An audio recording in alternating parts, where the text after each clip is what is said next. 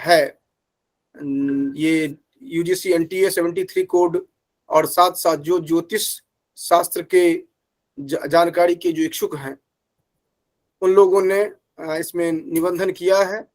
और कुल निबंधन 5 या 6 ऐसे हैं निबंधन इसमें। तो और निरंतर जो भी बढ़ेंगे उनको उसमें इंक्लूड कर दिया जाएगा। आप सभी का को स्वतः मेल मिल गया होगा, और आगे भी जो निबंधन करेंगे उनको स्वतः मेल मिल जाएगा। तो इसमें आज से जो प्रारंभ हो रहा है इसका मुख्य उद्देश्य यही रहेगा जो कि हम अवधारणा को समझें, उसके साथ साथ जो प्रश्न बनते हैं उनसे उन प्रश्नों को, प्रीवियस ईयर्स के क्वेश्चंस जो हैं वो 100% हमारे कमांड में हो, ये ध्यान में रखते हुए इस कार्यशाला का आयोजन किया गया है। कार्यशाला का कोऑर्डिनेशन जो होगा, संयोजन जो है वह आपके साथ है यहाँ पर पुष्पराज शर्मा, ये इसका संयोजन कर रहे हैं। और आगे अलग अलग विद्वान आपके समक्ष आएंगे और स्पेसिफिक टॉपिक जो आपका पाठ्यक्रम में निहित है उस पर जिनका कमांड होगा उन्हीं को केवल यहाँ पर बुलाया जाएगा, और वो आपके साथ यहाँ पर ये नॉलेज एक्सचेंज करेंगे। साथ साथ जो क्वेश्चंस कैसे आप अटेम्प्ट करें, कैसे आप बेहतर तरीके से समझ सकें क्वेश्चंस को, उसका उत्तर कैसे ठीक से दे सकें, इस पर हमारी चर्चा रहेगी, मुख्य रूप से फोकस रहेगा। और इसके साथ साथ जो महत्वपूर्ण बिंदु रहेगी वो रहेगा कि अवधारणा को आप समझ सकें, क्योंकि आप में से बहुत सारे व्यक्ति हैं जो जानते हैं और बहुत सारे ऐसे भी होंगे जो नहीं जानते हैं। पुष्पराज एक बहुत ही ज्योतिष के संदर्भ में कह सकते हैं जो कि एक अच्छे विद्यार्थी रहे। हम तो विद्यार्थी के रूप में समझते हैं क्योंकि शुरू से विद्यार्थी के रूप में ही रहे हैं, लेकिन एक विषय विशेषज्ञ के तौर पर स्पेशली जो यूजीसी में जो आपका पाठ्यक्रम है उसको लेकर के ये अपना उपस्थापन करेंगे। अभी वर्तमान में ये हिमाचल में ही अध्यापन कर रहे हैं, और इस प्लेटफॉर्म पर हम उन्हीं को लाने का प्रयास करेंगे जो आपको संतुष्ट कर सके। संतुष्ट करने का अभिप्राय जो कि आपके स्तर में पहुंच करके उस कॉन्सेप्ट को समझा सकें और उन प्रश्नों का समाधान कर सकें, और जितना आप इनसे सीखना चाहते हैं स्पेसिफिकली जो आपका टॉपिक है उससे रिलेटेड, उसमें आपको बेहिचक बिना किसी समस्या के आप इनसे संपर्क करके आप उनको समझ सकें। और जहां पर कहीं पर समस्या अगर होती है तो अन्य जितने भी आएंगे विद्वान, वो कहीं कोई प्रोफेसर आए या कोई अन्य आए, वो जो व्याख्यान देंगे उनके साथ भी अगर आपको कोई रहता है कि कुछ समझ में नहीं आ रहा है तो ये कोऑर्डिनेशन करेंगे। तो अगला जो 10 दिन का आपका रहेगा वह 10 दिन इनके साथ आपका चलेगा ये कार्यक्रम जो है। और जो भी आपको समस्या हो मैं इनका नंबर भी आपको एक्सचेंज कर दूंगा ताकि आप आराम से इनसे संपर्क करके जो भी आपको समस्या होती है वो आप सॉर्ट आउट कर सकते हैं। ठीक है, तो संपूर्ण कार्यक्रम का संयोजन इनके जिम्मे रहेगा, और अभी कॉन्सेप्ट एक एक करके क्लियर करेंगे, फिर बीच बीच में जो अलग विद्वान आएंगे उनका भी इंट्रोड्यूस यही करवाएंगे उसके साथ साथ।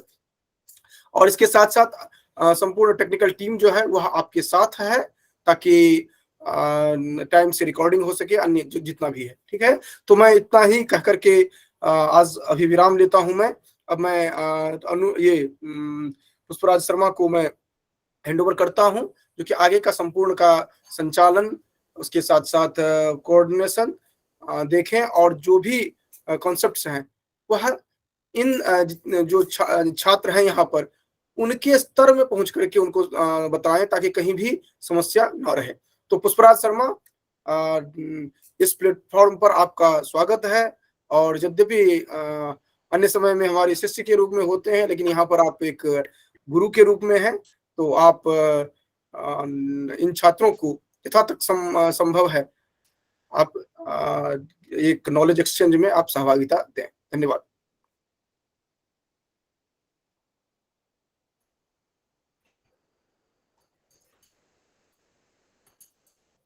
पुष्पराज।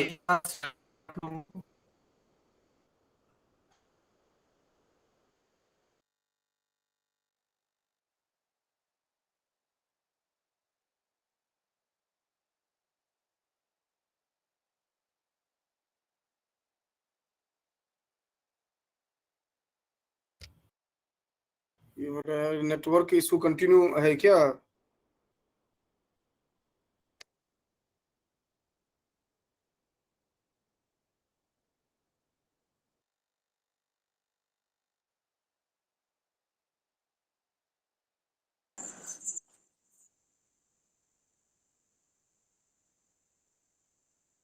हाँ, निरंतर करेंगे।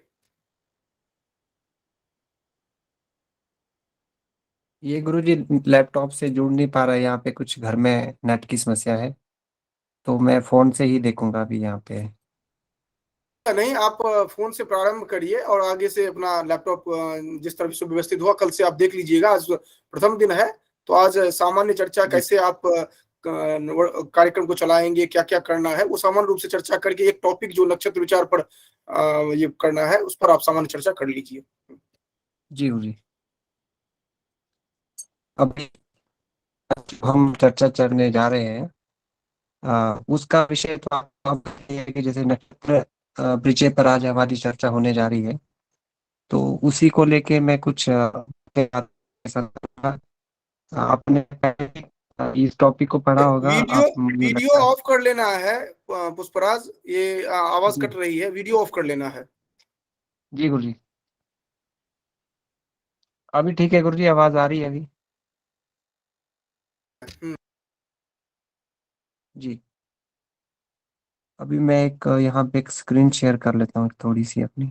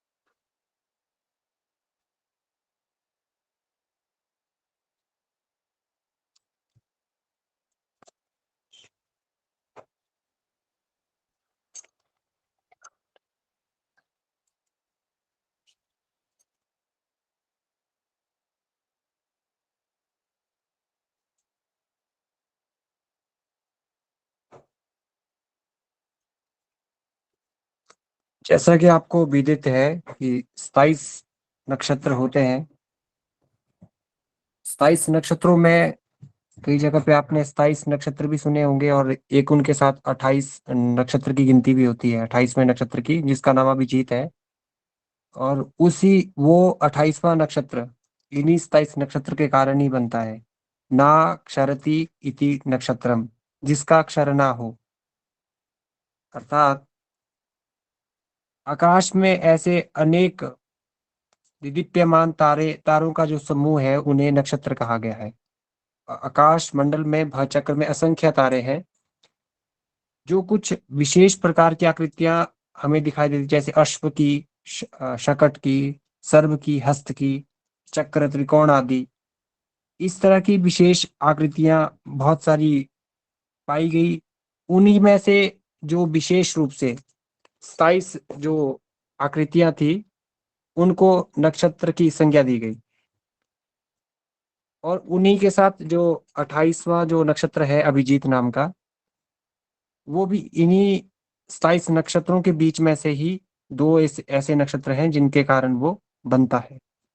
और थोड़ा सा हम इसको पहले इनके नक्षत्रों के नाम और उनकी अ, स्वामी के बारे में समझेंगे। उसके बाद जो जहाँ से जो प्रश्न बनते हैं वो उनके बारे में पहले हम थोड़ा सा इसके शुरू में इसको पढ़ेंगे अभी।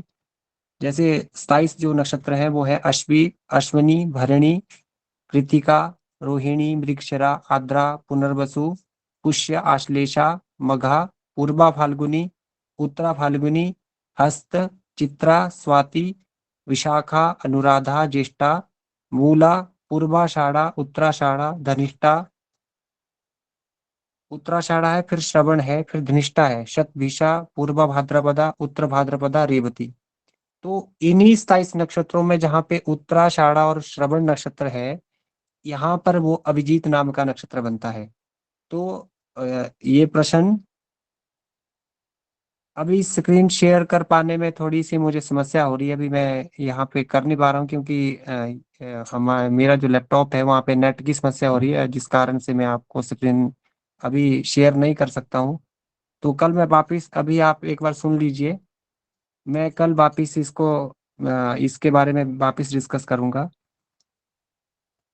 अभी यहाँ पे समस्या हो रही है, मैं कैमरा भी ऑन कर रहा हूँ तो तब भी मेरी आवाज आप तक नहीं जा रही है, तो इसलिए अभी मैं स्क्रीन शेयर नहीं कर सकता नहीं, हूँ यहाँ से। ऐसे ही कंटिन्यू करेंगे अभी, ऐसे ही कंटिन्यू जी करेंगे गुरु। अभी। तो मैं कह रहा था कि ये जो 27 नक्षत्र है, यहाँ पे जो उत्तराषाढ़ा और श्रवण नाम का जो नक्षत्र जो बताया गया है, इन्हीं के योग से वो 28वां जो अभिजीत नाम का नक्षत्र है वो बनता है, उसके साथ इनकी संख्या 28 हो जाती है। और जो ये जो नक्षत्र का जो टॉपिक है, ये आगे चल के राशि वाले टॉपिक से भी मैच करेगा। तो आप इसको ध्यान से सुने, ये राशि कैसे बनती है, इन्हीं के सहयोग से ये जो हम अगर इसको अच्छे से समझते हैं तो आगे चल के हमको राशि वाला टॉपिक और जल्दी समझ में आएगा, क्योंकि हमारे को जो पढ़ना है पहला ही टॉपिक नक्षत्र का है। उसके बाद ये जैसा कि गुरुजी ने नीचे नक्षत्रों के नाम भेज भी दिए हैं, तो इसके अगला टॉपिक रहेगा हमारा राशि वाला ही इसके साथ में। फिर ग्रह पे आएंगे, फिर भाव परिचय है, फिर नवविध कालमान है। तो एक के साथ एक टॉपिक जुड़ा हुआ है। तो अभी मैं थोड़ा इसके बारे में आपको, जैसे इसके स्वामियों के बारे में बताता हूँ। जैसे अश्विनी जो नक्षत्र है, पहला नक्षत्र, वो उसके स्वामी अश्विनी कुमार हैं। तो दूसरे जो भरणी नक्षत्र है, उसके यम है, कृतिका की अग्नि है, और रोहिणी के ब्रह्मा है, मृगशिरा के चंद्र है, आद्रा की रुद्र है, पुनर्वसु की अदिति है, और पुनर्वसु की ये अदिति एक एक है। एक एक करके नोट करवा देना है, वो नोट कर लेंगे सभी, जो 1 जी 2 3 गुरु। करके, जैसे अश्विनी के कौन है, भरणी के कौन है, वो धीरे धीरे नोट करवा देंगे कि करके। जी जी गुरु जी। आप लोग लिख सकते हैं, अश्विनी नक्षत्र के स्वामी है अश्विनी कुमार। उसके लिए एक श्लोक भी है, जात परिजात में भी श्लोक दिया है, मुहूर्त चिंतामणि में भी श्लोक है। वो श्लोक भी मैं आपको बाद में दे दूंगा, जिससे वो पूरा ही एक श्लोक में सिमट जाता है पूरा का पूरा। पर वहां पे समझना थोड़ा मुश्किल भी हो जाता है कई बार, तो मैं आपको एक एक करके बताता हूँ। अश्वनी का अश्वनी कुमार होगा, भरणी का यम होगा, कृतिका नक्षत्र का अग्नि, रोहिणी का ब्रह्मा, मृगशिरा नक्षत्र के चंद्रमा, आद्रा नक्षत्र के रुद्र होंगे, पुनर्वसु नक्षत्र के अदिति, पुष्य नक्षत्र के गुरु, आश्लेषा नक्षत्र के सर्प, मघा नक्षत्र के पितृ होंगे। फिर 11 नंबर पे आते हैं पूर्वा फाल्गुनी नक्षत्र, उसके हैं भग, जिनको सूर्य की संज्ञा भी दी गई है। उत्तरा फाल्गुनी के अर्यमा है, उनको भी सूर्य की संज्ञा दी गई है। हस्त के रवि, चित्रा नक्षत्र के त्वष्टा, स्वाति नक्षत्र के वायु, और विशाखा नक्षत्र के इंद्र और अग्नि, दो इनके स्वामी बताए गए हैं विशाखा नक्षत्र के। उसके बाद अनुराधा आता है, यहाँ पे मित्र, इनको सूर्य की संज्ञा दी, यहाँ पे भी सूर्य की संज्ञा दी गई है। उसके बाद ज्येष्ठा नक्षत्र है, इसमें भी इंद्र इनके स्वामी है। उसके बाद मूला नक्षत्र है, इसके नैऋत्य। पूर्वाषाढ़ा, इसका जल जल देवता को इसका स्वामी बताया गया है। उसके बाद 21 नंबर पे आता है उत्तराषाढ़ा, उसके विश्व देव है। फिर उसके बाद उत्तराषाढ़ा और श्रवण के बीच में अभिजीत नक्षत्र आएगा। तो अभिजीत नक्षत्र के स्वामी ब्रह्मा है, पर बहुत जगह पे वो होते भी है, ये नक्षत्र जो अभिजीत मैंने आपको बात की थी अभी थोड़ी देर पहले, तो ये बहुत जगह पर ये प्रश्न पूछा भी जाता है, नहीं भी पूछा जाता है, और कई जगह पे पूछा भी जाता है। तो आपको पता होना चाहिए कि कहाँ पे ये नक्षत्र बनता है। तो इसका कुल जो मान है वो मैं बाद में बात करूंगा। तो वो 15 घटी है, वो इन दोनों नक्षत्र के कारण ही बनता है। ऐसे नक्षत्र 27 ही हैं, वहां पे 28 की भी कई जगह पे ऑप्शन 28 भी रहता है, कई जगह पे 27 भी रहता है।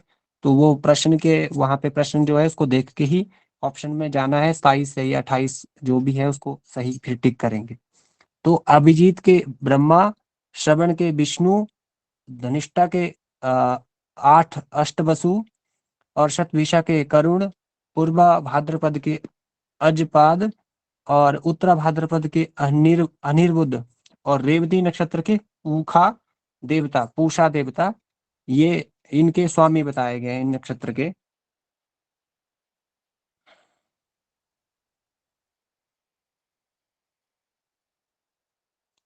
और प्रत्येक नक्षत्र के 4 चरण होते हैं।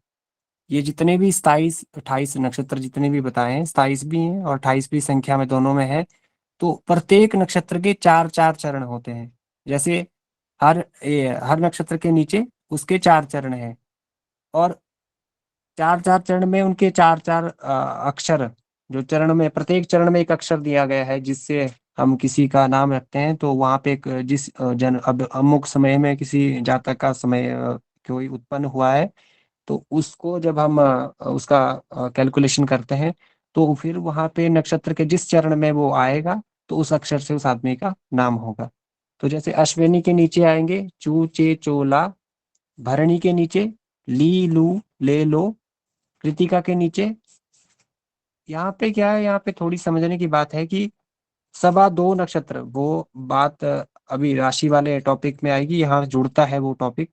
थोड़ा सा मैं उसके बारे में बताऊंगा कि सवा दो नक्षत्र, जैसे एक नक्षत्र के नीचे 4 चरण है, चार, सवा दो नक्षत्र से एक राशि बनेगी। तो सवा दो कैसे होगा कि एक नक्षत्र के जो 4 चरण है वो, दूसरे का भी 4, तीसरे का 1, तो वो सवा दो हो गया। तो वहां पे एक राशि बनती है। उसी तरह से वो 12 उन जो भव चक्र में, इसको पूरे एक चक्र की बात करें, एक चक्र में तो ये भव चक्र इसको संज्ञा दी गई है, उस उनको अलग अलग संज्ञा दी गई है, पर उसको भव चक्र एक सामान्य रूप से जो बात आती है सामने वो भव चक्र की है। और उस पूरे एक चक्र का जो मान हम निकालते हैं वो 360 डिग्री है। उन 360 डिग्री को ही इस 22 नक्षत्रों में काटा गया है, और प्रत्येक नक्षत्र के नीचे उसको 4 चरणों में काटा गया, उसको और छोटा कर दिया गया। उसके बाद आगे फिर राशि के बारे में पढ़ेंगे, तो आगे और इसके बारे में हम आगे जब इसका आएगा तो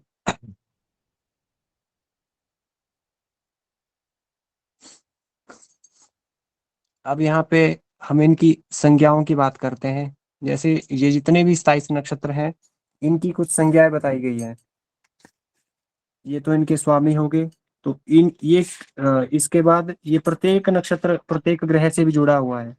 और फिर मैं आपको इनकी जो संज्ञाएं हैं नक्षत्रों की, वो भी मैं आपको अलग से बताऊंगा। वो आप मैं अभी इसके ग्रहों के बारे में, कौन से ग्रह का कौन सा नक्षत्र है, वो भी आपको एक बार बता देता हूँ। अश्वनी नक्षत्र जो है वो केतु का है, भरणी नक्षत्र शुक्र का, कृतिका नक्षत्र सूर्य का है, रोहिणी नक्षत्र चंद्रमा का है, मृगशिरा नक्षत्र मंगल का है, आर्द्रा नक्षत्र राहु का माना गया है, पुनर्वसु गुरु का, पुष्य नक्षत्र शनि का, आश्लेषा नक्षत्र बुध का। आप इन नक्षत्रों को, जो 27 नक्षत्र हैं, इनको 9 9 करके 9 9 की लाइन में, एक बार इनको लाइन में लिख के 9 9 करके आप इनको याद कर सकते हैं, उससे आपको स्मरण भी ये जल्दी आ जाएंगे। उसके बाद आश्लेषा का बुध है, मघा का केतु, पूर्वा फाल्गुनी के शुक्र है, उत्तरा फाल्गुनी के सूर्य, हस्त के चंद्रमा है, चित्रा के मंगल, स्वाति के राहु है, विशाखा के गुरु, अनुराधा के शनि, ज्येष्ठा के बुध, मूला के केतु स्वामी है, और पूर्वाषाढ़ा के शुक्र, उत्तराषाढ़ा के सूर्य, श्रवण के सूर्य, ये सूर्य में चंद्रमा में श्रवण आता है, और मंगल धनिष्ठा में आता है, राहु में शतभिषा, ये गुरु पूर्व भाद्रपद, शनि उत्तर भाद्रपद और बुध रेवती। तो कुल मिला के हर ग्रह के, अगर हम इनका एक टेबल बनाएं, तो सभी ग्रहों के पास जो 9 ग्रह हैं, सूर्य चंद्र मंगल बुध गुरु शुक्र शनि राहु केतु, तो सभी के पास में ये नक्षत्र आते हैं। पर यहाँ से कोई प्रश्न नहीं आता है, फिर भी मैंने आपको ये आपके लिए बता दिया। ये जो अभी मैंने स्वामी वाली बात की थी, वहां से प्रश्न बनते हैं। उसके बाद इनमें से कुछ नक्षत्र पुरुष संज्ञक हैं, कुछ स्त्री संज्ञक हैं, कुछ नपुंसक। ये आप लिख सकते हैं, यहाँ से प्रश्न आ सकता है। जो पुरुष संज्ञक नक्षत्र है वो है अश्विनी, पुनर्वसु, पुष्य, हस्ता, हस्त नक्षत्र, अनुराधा, श्रवण, पूर्व भाद्रपद और उत्तर भाद्रपद। ये जो नक्षत्र हैं, 8 जो नक्षत्र ये मैंने बताया आपको भी, ये पुरुष संज्ञक हैं। इसके बाद अब स्त्री संज्ञक पर आते हैं हम। स्त्री संज्ञक है भरणी, कृतिका, रोहिणी, आद्रा, आश्लेषा, मघा, पूर्व फाल्गुनी, उत्तरा फाल्गुनी, चित्रा, स्वाति, विशाखा, ज्येष्ठा, पूर्व भाद्रपद, उत्तर भाद्रपद, रेवती। ये जो नक्षत्र है ये स्त्री संज्ञक कहलाएंगे। ये 14 नक्षत्र है। तो पुरुष संज्ञक कितने हुए? 8। 8 वो हैं जी। उसके बाद नपुंसक नक्षत्र भी कुछ है। 3 नक्षत्र है, मृगशिरा और मूला और शतभिषा। ये 3 नक्षत्र ऐसे बताए गए हैं जो नपुंसक है। और इसमें से कुछ अब सात्विक नक्षत्र हैं, कुछ रजस है और तामसिक है। 3 गुण जो है रज, सत और तम, उन तीनों के प्रतीक भी उनके तीनों के प्रतीक से भी ये रखे गए हैं। उनकी अलग अलग इनको किया गया है। सबसे पहले सात्विक नक्षत्रों की बात करूंगा। सबसे पहले सात्विक नक्षत्र में आएंगे पुनर्वसु, आश्लेषा, विशाखा, ज्येष्ठा और पूर्व भाद्रपद और रेवती। ये सात्विक नक्षत्रों में आते हैं। उसके बाद राजसिक जो है, रजस गुण से जिनमें रजोगुण प्रधान रहता है, वो है भरणी, कृतिका, रोहिणी, पूर्व फाल्गुनी, उत्तरा फाल्गुनी, हस्त, श्रवण, पूर्वाषाढ़ा और उत्तराषाढ़ा। तो ये जो नक्षत्र है ये रजस गुण, इनमें रजोगुण प्रधान ये है। उसके बाद जो तमोगुण प्रधान जो नक्षत्र है उसमें है अश्विनी, मृगशिरा, आद्रा, पुष्य, मघा, चित्रा, स्वाति, अनुराधा, मूला, धनिष्ठा, शतभिषा और उत्तर भाद्रपद।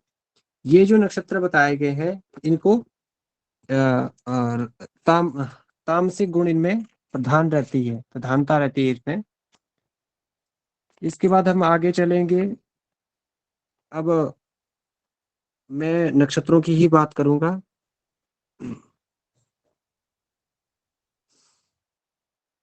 तारों के नाम इस प्रकार है, जैसे जन्म, सप्तक, विपत, क्षेम, प्रतिहरी, साधक, बद, मित्र और अतिमित्र। तारों का फल शुभ भी होता है और शुभ भी, क्योंकि इन्हीं तारों का जो समूह है, जो तारों का समूह बताया गया है, उन्हीं से ये नक्षत्र है। और उन नक्षत्रों का जो समूह है उनसे एक आकृति आकाश में दिखाई दी गई और उसको एक राशि का स्वरूप माना गया। तो मुहूर्त चिंतामणि में इसके बारे में बता इनकी अब इनकी हम संज्ञाओं के बारे में बात करेंगे। इन नक्षत्रों की कोई कोई ध्रुव संज्ञक नक्षत्र है, कोई चर संज्ञक है, कोई उग्र संज्ञक है, मिश्र संज्ञक है, कोई क्षिप्र संज्ञक है, मृदु संज्ञक है, तीक्ष्ण संज्ञक नक्षत्र है, ऊर्ध्वमुखी नक्षत्र है, अधोमुखी नक्षत्र है, और तुर्यक है, और अंधाक्षक है, मंदाक्षक है, मंद्राक्षक है, सुलोचन नक्षत्र है। तो यहाँ से प्रश्न बनते हैं बहुत सारे। तो उनमें से आप मैं एक एक बताता जाऊंगा। आप अपने जिनको जहाँ पे सुनाई नहीं देगा वो वापिस पूछ सकते हैं। तो यहाँ पे ध्रुव आदि उग्र विविध प्रकार की इनका वर्गीकरण किया गया है, अलग अलग इनको रखा गया है। तो सबसे पहले हम ध्रुव नक्षत्र के बारे में बात करेंगे। उसमें रोहिणी, उत्तरा फाल्गुनी, उत्तराषाढ़ा, उत्तरा भाद्रपद, ये जो नक्षत्र हैं इनको ध्रुव एवं स्थिर संज्ञक कहा गया है। स्थिर का मतलब है एक जगह पर। ये स्थिर जो यहाँ पे बात शब्द आया है उसका चर जो आएगा वो राशि वाले टॉपिक में भी आएगा। तो स्थिर का मतलब है एक जगह रुका हुआ, उसमें स्थिरता है। इन नक्षत्रों के इन इन नक्षत्रों का जो काम है वो है इनका इनमें होता है जैसे अभी इस नक्षत्र में जो काम किए जाते हैं वो होता है। एक तो वो आपके इस टॉपिक से आपके लिए जानना जरूरी है, पर वो परीक्षा की दृष्टि से नहीं है। अ, इसमें बीज बोया जाता है, गृह का प्रवेश किया जाता है, ग्राम वास किया जाता है, व्यवसाय किया जाता है, और गाय आदि का विक्रय किया जाता है, विद्या आरंभ किया जाता है, नव वस्त्र लिए जाते हैं, आभूषण धारण और काम क्रीड़ा मैत्र आदि आदि का करना शुभ रहता है। इन नक्षत्रों में ये कार्य किया जाए तो वहां पे पूछा जा सकता है, प्रश्न जो है वो इनमें से पूछा जा सकता है कि ध्रुव संज्ञक नक्षत्र, ये इनमें से ये जो मैंने आपको बताया, रोहिणी, उत्तरा फाल्गुनी, उत्तराषाढ़ा, मतलब तीन उत्तर से जो बनते हैं, पूर्व फाल्गुनी, उत्तराषाढ़ा, उत्तरा भाद्रपद, ये तीनों और इनके साथ रोहिणी, ये कैसे हैं, ध्रुव एवं स्थिर संज्ञक है। अब हम आगे आएंगे चर नक्षत्र पे। उसमें आते हैं पुनर्वसु, स्वाति, श्रवण, धनिष्ठा और शतभिषा। ये जो चार हैं ये चर चर संज्ञक हैं। इसके बाद आता है उग्र संज्ञक। उग्र संज्ञक नक्षत्र में है भरणी, मघा, पूर्वा फाल्गुनी, पूर्वाषाढ़ा, पू पूर्वाषाढ़ा, पूर्व भाद्रपद, मतलब पू से जो जितने भी तीन नक्षत्र हैं, तीन उत्तर से बनते हैं, तीन पूर्व से बनते हैं। तो पू जो अक्षर जो आ रहा है वो तीनों ही पूर्वाषाढ़ा, पूर्व भाद्रपद और पूर्वाषाढ़ा, पूर्व फाल्गुनी, पूर्वाषाढ़ा और पूर्व भाद्रपद, मघा और भरणी, ये जो नक्षत्र हैं इनकी संज्ञा बताई गई है उग्र एवं क्रूर नक्षत्र इनको कहा जाता है। इसके बाद आते हैं मिश्र संज्ञक। मिश्र संज्ञक में सबसे पहले आता है कृतिका, उसके बाद विशाखा, और ये दो ही नक्षत्र हैं जिनको मिश्र संज्ञक कहा गया है।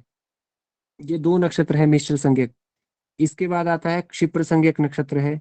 उसमें अश्विनी, पुष्य, हस्त और अभिजीत, जो 27 नक्षत्रों के बीच में मैंने बात की थी, जो 28वां नक्षत्र था अभिजीत नाम का, वो भी इसी में आता है। यहाँ पे क्षिप्र संज्ञक है ये। अश्विनी, पुष्य, हस्त एवं अभिजीत आदि नक्षत्र समूह को क्षिप्र एवं लघु नाम दिए गए हैं। इसके बाद आता है मृदु संज्ञक। अगला जो इसकी संज्ञा है वो है मृदु। मृदु जो नक्षत्र कौन कौन से इसमें है, मृग, मृगशिरा, चित्रा, अनुराधा और रेवती, ये जो है मृदु या मैत्र नक्षत्र इनको कहते हैं। इसमें इसमें संगीत, वाद्य आदि कार्य, स्त्री संग, मित्रता करना, अलंकार प्रयोग करना, नवीन वस्त्र धारण करना आदि कार्य प्रशस्त कहे गए हैं। इसके बाद आता है तीक्ष्ण नक्षत्र। तीक्ष्ण नक्षत्र कौन कौन से हैं, तो वो है आद्रा, आश्लेषा, ज्येष्ठा, मूला। इन नक्षत्रों को तीक्ष्ण या दारुण संज्ञा इनकी कही गई है। यहाँ पे दो शब्दों का इस्तेमाल किया गया है, तीक्ष्ण या फिर दारुण। तो जो प्रश्न पूछा जा सकता है वो तीक्ष्ण शब्द को ध्यान में रख के भी पूछा जा सकता है, वहां पे ये शब्द भी इस्तेमाल हो सकता है, या जो दारुण जो शब्द यहाँ पे संज्ञा बता रहे हैं इसकी, उसको देख के भी प्रश्न आपसे पूछा जा सकता है। उसके बाद अगली जो संज्ञा है वो है ऊर्ध्वमुखी। ऊर्ध्वमुखी नक्षत्र भी कुछ बताए गए हैं। तो उसमें भी सबसे पहला जो है वो है रोहिणी, उसके बाद आद्रा, फिर पुष्य, फिर तीनों उत्तरा। तीनों उत्तरा का मतलब है पूर्वा फाल्गुनी, उत्तराषाढ़ा और उत्तरा भाद्रपद, ये तीनों इसमें आएंगे। उसके बाद श्रवण, धनिष्ठा, शतभिषा, इन तीनों को ऊर्ध्वमुखी नक्षत्र की संज्ञा दी गई है। उसके बाद आता है अगला अधोमुखी नक्षत्र। तो इसमें सबसे पहले आता है भरणी, फिर कृतिका, फिर आश्लेषा, मघा, तीनों पूर्वा। तो तीनों पूर्वा का मतलब है पूर्वा फाल्गुनी, पूर्वाषाढ़ा, पूर्वा भाद्रपद। फिर उसके बाद विशाखा, मूला, ये अधोमुखी नक्षत्र कहे गए हैं। इसके बाद आता है तिर्यक मुखी नक्षत्र। उसमें सबसे पहले आता है अश्विनी, फिर मृगशिरा, पुनर्वसु, हस्त, चित्रा, स्वाति, अनुराधा, ज्येष्ठा और रेवती, इन्हें पार्श्वमुख या तिर्यक मुखी नक्षत्र ये कहलाते हैं। इसके बाद अगला जो है वो है अंधाक्षक नक्षत्र। उसमें सबसे पहले आते हैं रोहिणी, फिर पुष्य, फिर उत्तरा फाल्गुनी, फिर विशाखा, फिर पूर्वाषाढ़ा, धनिष्ठा और रेवती। इन नक्षत्रों को अंधाक्षक नक्षत्र कहा गया है। इसके बाद आता है मंदाक्षक। तो मंदाक्षक में सबसे पहले जो नक्षत्र बताया गया है वो है भरणी, उसके बाद आद्रा, फिर मघा, चित्रा, ज्येष्ठा, पूर्वा भाद्रपद और उसके बाद पूर्व भाद्रपद तक ही है। 1 2 3 4 6 नक्षत्र यहाँ बताए गए हैं। सातवां अभिजीत इनके साथ बताया गया है, जो अभिजीत नाम का जो नक्षत्र है वो इनके साथ बताया गया। तो मैं एक बार फिर से पढ़ देता हूँ। भरणी, आद्रा, मघा, चित्रा, ज्येष्ठा, पूर्व भाद्रपद और अभिजीत, इनकी जो संज्ञा बताई गई है वो है मंदाक्षक, मन मंध्याक्षक। तो इसके बाद जो अगला है वो है सुलोचन नक्षत्र है। तो सुलोचन जो है वो है कृतिका, पुनर्वसु, पूर्वा फाल्गुनी, स्वाति, मूला, श्रवण और उत्तरा भाद्रपद नक्षत्र को सुलोचन इनकी संज्ञा बताई गई है। और इसी के साथ प्रत्येक ग्रह जो है वो एक उनका एक समय निर्धारण है इनको उसमें इनको पास करने का।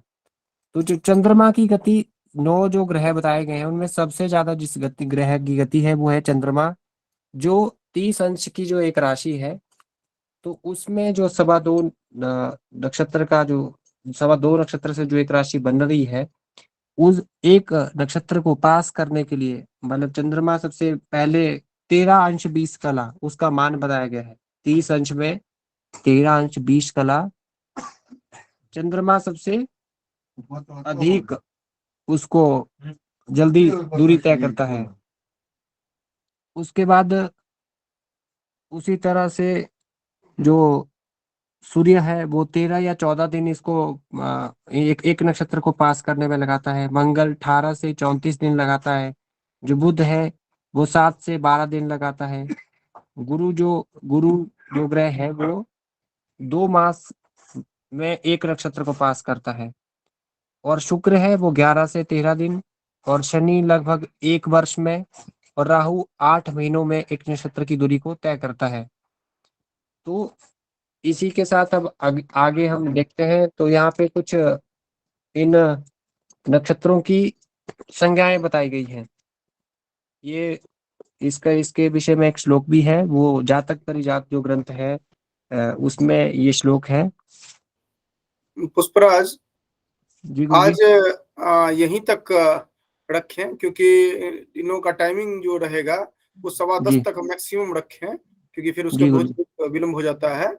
तो रेस्ट जी जी कल ठीक 9:30 पर कोई जुड़ते हैं या न जुड़े, प्रारंभ कर देना है। तो जी आज जो हम लोग यहाँ पर चर्चा देख रहे थे, हालांकि नेटवर्क की थोड़ी सी समस्या थी, तो इस कारण से वीडियो वगैरह नहीं शेयर हुए और केवल ऑडियो के माध्यम से आपको चलाना पड़ा। लेकिन मुख्य तौर पर जो भी चर्चा की गई उसको हालांकि कल से ये खुद समराइज कर देंगे, जो पूरी कक्षा जो हुई है उसको लास्ट में बता देंगे, जो क्या क्या चर्चाएं हमें यहाँ पर हुई है टू दी पॉइंट, क्योंकि यहाँ पर मुख्य उद्देश्य है सीखना। यहाँ पर जी ये गुरुजी। उद्देश्य बड़ा नहीं है कि यहाँ पर कोई व्याख्यान हो रहा है। तो ये आपको टू दी पॉइंट आज चर्चा किए हैं। अगर आपको थोड़ा ये लगा हो जो क्या क्या चर्चा हुई वो नहीं हमें समझ में आया, तो आप इस तरह से समझ सकते हैं, जो कि सबसे पहले नक्षत्र का इन्होंने अर्थ बताया, नक्षत्र क्या है ये आपको समझाया। और वो भौगोलिक दृष्टि से भी नक्षत्र के बारे में चर्चा की, जो कि वह एक जो उसका स्वरूप जो है उसकी चर्चा की। उसके बाद नक्षत्र जो है जितने उनकी संख्या बताई गई यहाँ पर, अर्थात जो इन्होंने बताया है उसी को मैं टू दी पॉइंट बता रहा हूँ, ताकि आपको ये क्रिस्टल क्लियर हो जाए जो कि क्या हम यहाँ पर चर्चा हुई है, ये ना हो तो हौच पौच ना रहे। तो ये चर्चा की गई, जो कि संख्या बताई गई, उनमें 27 और +1 बताया गया, एक अभिजीत नक्षत्र बताया गया। उसके बाद इन्होंने जो चर्चा की एक एक करके, उन्होंने उनके स्वामी जो हैं उनका एक एक करके नाम लिखाया। आपको थोड़ी दिक्कत इसलिए हुई होगी क्योंकि केवल आप सुन रहे थे और आप लोगों में से कुछ ने लिखा होगा, कुछ ने नहीं लिखा होगा, लेकिन कोई दिक्कत नहीं है। जिन्होंने नहीं लिखा है ये कल चर्चा करेंगे, उससे पहले एक बार जो भी समस्याएं हों आप लोग पूछ सकते हैं स्टार्टिंग के 5 मिनट में। एकदम फ्रैंकली यहाँ पर आप सीखने के लिए हैं और ये सिखाने के लिए हैं। तो जिस तरह भी आपको लगता है संकोच बिल्कुल नहीं करना है, लेकिन टू दी पॉइंट आप चर्चा करेंगे, ये ध्यान रखेंगे। तो नाम दिया गया, नाम के बाद फिर उनके स्वामी की चर्चा की गई, जो नक्षत्र के स्वामी कौन है। उसके बाद तृतीय बिंदु जो था उसमें इन्होंने चर्चा किया जो कि विशेष अर्थात नक्षत्रों के जो विशेष अभिधान जो है इनकी अलग अलग चर्चा की गई, जिसमें कि इन्होंने कुछ जो बताया था, जैसे कि ध्रुव संज्ञक, चर संज्ञक, मिश्र संज्ञक, इस तरह करके जो इन्होंने बताया था, इनमें हर एक में कुछ कुछ नक्षत्र हैं, अर्थात इन इन नक्षत्रों को ये संज्ञा दी गई है। तो वो आपको लिस्टिंग आपको ध्यान में रखनी होगी, तो उसकी लिस्टिंग अलग आप बनाएंगे। उसके बाद आगे जो कि एक नक्षत्र के को क्रॉस करने में कितना टाइम लगता है, वो अलग अलग गति के आधार पर इन्होंने बताया। तो ये मुख्य रूप से 4-5 बिंदु आज आपने देखा, और इसके साथ आप ग्रंथ भी देखें जो आपके पास हो। ये ग्रंथ कल ग्रंथ भी रिकमेंड करेंगे, जो कौन सा ग्रंथ आप देखें, या कोई नोट्स प्रोवाइड करवाएंगे, पीडीएफ या जिस तरह भी करवाएंगे। इसके साथ साथ जैसे आप रेफरेंस जो है अन्य जगह से भी देखें, जैसे नक्षत्र के पर्याय कौन कौन से हैं, तो अमरकोश में आप देखेंगे नक्षत्र तारा ताड़िका पीड़ुआ स्त्रियाम, इस तरह करके नक्षत्र का पर्याय बताया गया है। तो जो बता रहे हैं कल से, तो वैसे चर्चा जब ये करेंगे तो प्रारंभ में भी बता देंगे ये बिंदु आज वो ये चर्चा कर रहे हैं, अर्थात पॉइंट सब पॉइंट ये चर्चा क्या क्या कर रहे हैं, और लास्ट में आपको फिर से एक बार समराइज कर देंगे ये पॉइंट चर्चा की जा रही है। थोड़ा हो सकता है कि नेटवर्क का इशू रहे, क्योंकि ये हिमाचल के जिस प्रभाग से आपसे मुखातिब हो रहे हैं वहां पर वो समस्या हो सकती है, क्योंकि हम उससे पूर्णतः परिचित रहे हैं वर्षों तक। तो हो सकता है, लेकिन आपको इसमें सहजता से अपना नोट्स तैयार करना है। जहां आती है तो आप इनसे आप संपर्क में आएंगे और इनसे पूछेंगे, ठीक है। तो ये आज का जो समस्या है, अभी अगले 5 मिनट तक आप पूछ सकते हैं, उसका हम लोग डिस्कनेक्ट होंगे। 5 मिनट तक में आपको कुछ समस्या लग रही हो, जो कि किस तरह से और भी कक्षा को बेहतर बनाया जा सकता है, अगर आपको कोई प्रश्न लग रहा हो कि किस तरह के भी प्रश्न हो सकते हैं जिसकी चर्चा प्रारंभ में नहीं की गई, तो एकदम बिल्कुल फ्रेंडली प्लेटफॉर्म पर आप इनसे प्रश्न करेंगे, इनसे पूछेंगे, हमसे चर्चा करेंगे। एकमात्र टारगेट है जो कि जो प्रश्न आपके यूजीसी एग्जाम में आएंगे उनको आपको हिट करना है, ठीक है।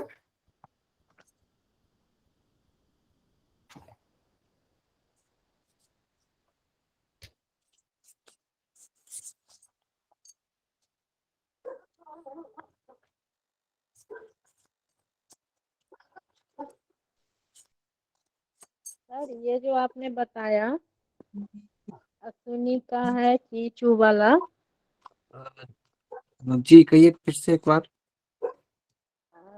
आपने जो बताया जो जी प्रत्येक नक्षत्र के 4 चरण होते हैं, उसके जी बाद बोले जो अश्विनी का होता है ये चीचू, तो जी इस सब का जो है इस सब से प्रश्न तो आते हैं, तो हम लोग जी को जी मतलब बीच का जो पीडीएफ होगा जी। वो बनाना पड़ेगा खुद से।